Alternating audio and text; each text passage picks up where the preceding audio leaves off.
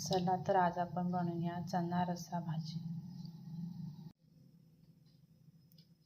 2 पळी तेल टाकूया, थोडंसं जिरं टाकूया,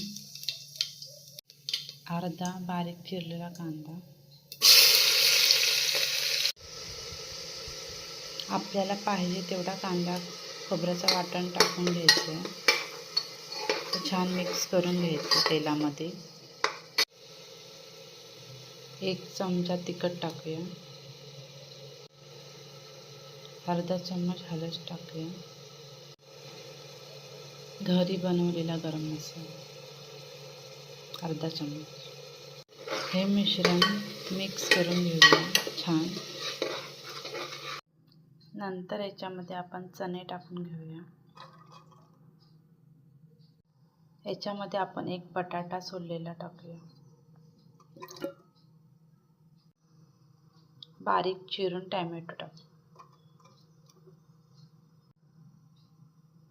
ही भाजी आपण मिक्स करून घेऊ।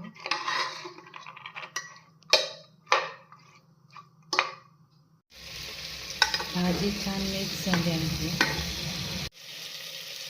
त्यात आपण 1 ग्लास पाणी घालूया।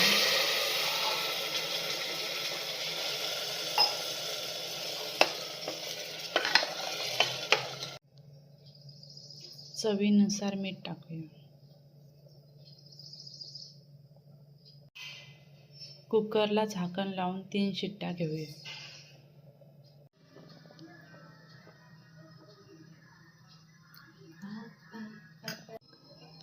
चला तर आपली चना मसाला रेसिपी तयार आहे।